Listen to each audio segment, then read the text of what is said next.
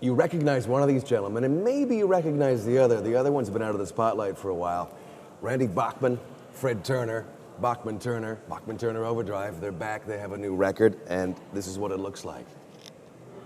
It's 12 songs, 5, 6, 7 of which just immediately grabbed me. Good. And I'm waiting for the others to grab me, and I think sometimes the sign of a good song is that it doesn't grab you right away. Right, It takes a yeah. few spins. Yeah. Glad you're here. I got Facebook friended the other day by someone you both know. Somebody I've had a couple of conflicts with in the past, and I don't think there's anyone that knows him that doesn't say Right. Bruce Allen. Do you still have contact with him? Because he was such a big part of your coming up through the 1970s as BTO. Yeah, we taught him everything he knows. It was an incredible learning experience. He was not a manager. He was a booker in Vancouver. Yeah. And he booked us, and he got us work there, and because we were starving. And I went to him and I said, Bruce, there's a chance this band could be signed to Mercury Records in Chicago. They asked if I had a manager, and of course you'd never say no. I said, yes, I have a manager. So will you come and be my manager? He said, I don't know how to manage, but just act. Yell at people like you do on the phone when you're booking a band. I mean, act assertive and like you know what you're doing. So he said, I'll try it out. So we flew to Chicago, met the heads of the label, and he came in as the manager. He convinced them. And then we made a deal. And he came on the road and learned every single night who was zooming who, you know, with the merch tables and the food backstage and all that stuff. He learned really fast, and he was a great guy. He was to be on the road with. I mean, talk about the trenches. He came on the road. When we did 300 days a year, the first year, he was there for every day. And at night, still calling Sam Feldman home saying, who are you putting in this club and who are you putting in that club and all that, you know, that kind of stuff, and still running his business at home. And talking about passion, we talked passion. And we spoke a little while ago because I was honored to get the Sam Feldman Bruce Allen Icon Award, which I was on the road for. We were playing England at the High Voltage Festival when that happened. So I did a little acceptance speech, and then I got an email from him saying, did you see my introduction speech to you? And I said, no, how could I see that? And he said, okay, I'll send you a DVD. So, Bruce, I'm waiting to get the DVD. Of course. But that was an honor to get that from him. But we email or talk once in a while. I remember Bruce on the road getting in on the act and calling the lights for all the shows. Yeah. Put the headsets on, and he would... He got bored Yeah, sitting around, so he would call the lights. yeah. We're going to action. Letter ride's beginning now. 4, 3, 2, 1. I'd start letter ride. Spotlight on Turner, spotlight on Bachman. And he was a great lighting director. He was like... In those days, in the 70s, when you were really becoming popular, 1974, 75 as BTO, a lot of bands of the day were doing completely different music. It was the resurgence or the insurgence of the art rock bands with massive overhead, ELP, yes, et cetera, spending a ton of money on stage shows. You guys kept it simple, and as a result, I guess you got to stay on the road, and you got to make some money when a lot of bands kind of floundered. Was it a formulaic, a conscious decision? We're going to do things our way when everybody else was going left. I think that was Randy's doing because of his experience with the Guess Who and things that he learned. He just figured, you know, we can go out and blow our brains out and come back with nothing, or we can actually go out and Randy being tied in tight with Bruce because he was the tie-in between Bruce, as he said. And I think the two of them just sat down and they worked that out so that you didn't have to come back in the red, you could come back in the black. And I think that's where it came from.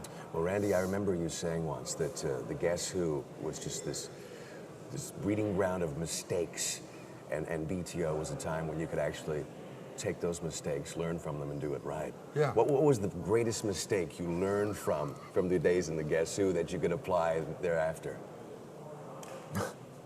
The biggest, the you greatest. You want one? Yeah, just the one. Did you see that thing on TV now where that Miss Universe didn't say the biggest mistake she made? Yeah. Pick one of the bigger ones. Well, as much, you know, when you grow up in the north end of Winnipeg, it's like it's a cocoon. Your neighborhood is a cocoon in your family. And because you're taught honesty and not to lie, not to cheat, not to steal, you assume the world has been taught that also. They haven't. There's actually some families that propagate preying on other families. I'm trying to be diplomatic, political and diplomatic here. That actually learn and teach their, let's go and screw somebody. Not everyone. And learned so the same basically, lessons. I think trusting people because I feel that I'm trustworthy and I want to be trustworthy. And to trust some people with your life, and when you're in a band, every decision, every gig is cumulative. It's either good, it accumulates on the good side or the bad side. And you're really an idiot if you get screwed by someone and you go back to them again. Like, what's wrong with this picture? I've come back. What's going to change? Just don't go there. That's the change. And so with BTO, I stayed away from certain people, certain managers, certain whatever. And also I was kind of blackballed when I left the Guess Who. People didn't want to work with me. So consequently, I did everything. I started little companies. I knew we had to have companies to protect ourselves for taxes and taxes in the States and the IRS taking your money. So I started all these little things so this wouldn't happen to us. It already happened to me before. And we worked and worked and worked and worked for 2 or 3 years. And suddenly the money started coming in and it all went to the guys in the band, rather than going to guys who weren't in the band. Who didn't deserve it. Who didn't deserve it. And that was the wonderful era in Canada of forward averaging income annuities, and everybody got income annuities that are still paying us to this day. Yeah, phenomenal. I wish they'd bring that back in Canada for all the musicians and athletes. That would be a great thing. I also did the same template now. With the Guess Who and Cummings, there were certain things that I was uncomfortable with, and I just didn't go there with this project. I wasn't going there with my own, and Fred came aboard. I had this big jigsaw puzzle with a piece missing out of the middle, and then he said, I'll be the piece. Great. He fit right in the middle. So we have a great organization. Since you mentioned him, and I got a question through Facebook. Once again, it's incredible. People heard I was going to speak with you guys. You have to ask them this. What about Bachman Turner Cummings? Is that possible? A one-off show or something? Anything's possible. Anything's possible. I would be up for that. I think he would. It's up to Cummings. Burton has one of the greatest voices. He does indeed, yes. You know? How about Bachman Turner Cummings young? And have the 4 guys who rode out of Winnipeg and are still riding around the world. Yeah. That would be brilliant. Yeah. Yeah. I think we need the Prime Minister behind that in every premier of every province. A referendum. Let's bring them back. You mentioned Neil a couple of times, and we all do. We're all huge fans of Neil Young. Ben Keith, you got to meet Ben. Yeah, and he many just times. passed away. Do you have a memory of him that's distinct? The really sweet guy. You know, he played on I Fall to Pieces, the Patsy Cline thing. And I met him on stage with Neil many times with the Harvest Tractors or whatever they're called, playing all Neil's kind of country stuff. The last time I saw him was in London just 2 years ago, and Neil was there doing a show, and I said to Neil, and he does this part of the show that he wants to be ragged. I mean, Neil, it wants ragged stuff. And it works. And I said, isn't that Ben Keith playing rhythm guitar? He said, yeah, I taught him 4 chords last month. He had never played like this kind of guitar. He's a pedal steel player. Incredible. And Neil gave him a Telecaster so you can hear every note, because Telly should hear every note, and taught him 4 chords. And he's there playing rhythm in Down by the River and Heart of Gold and stuff.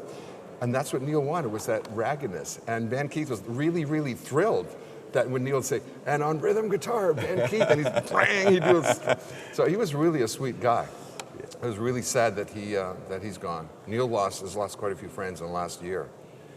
He really has. And you've lost a lot of friends and certainly a lot of acquaintances to things other than, sickness, but well, he went in a car crash. Yeah. But a lot of guys went in drugs and alcohol and abuses of various things. Yep. Who did you meet that went that way that you just went, gosh, I miss that guy or I miss that girl, and what a sad ending to a great career that ended. All of them. too soon. Janis Joplin, Jim Morrison. I did festivals with all of them in the late 60s. To see how they could have been saved, but you can't save them. You know what I mean? You can only save yourself. Yes, yes. We've lost some of the greats. The car crashes and plane crashes you can't prevent, but the personal crashes of the drug abuse and stuff, those are all preventable, you know. But it's a self. You got to do it yourself. Yeah. Well, you guys were strict in your bands about, we're not going to have drugs and we're not. That was have one of the alcohol differences between the Guess Who and Bachman Turner Overdrive. Yeah.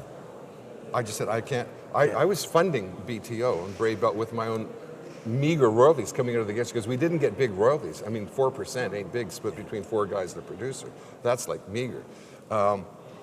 Keeping the band on salary, keeping us together. And I said, I can't do this if you guys are going to screw up. So I'm allergic to smoke, so there's no smoking, there's no drinking, there's no drugs, there's none of this stuff. It's rock and roll. Do you get this? It's rock and roll. And the minute it's not, I'm not going to pay you anymore. I'm risking everything here. And that lasted for a couple of years. Until we started making money, and things are subject to change, and they did. Well, not everyone can stay in the straight and No, I know. forever, right?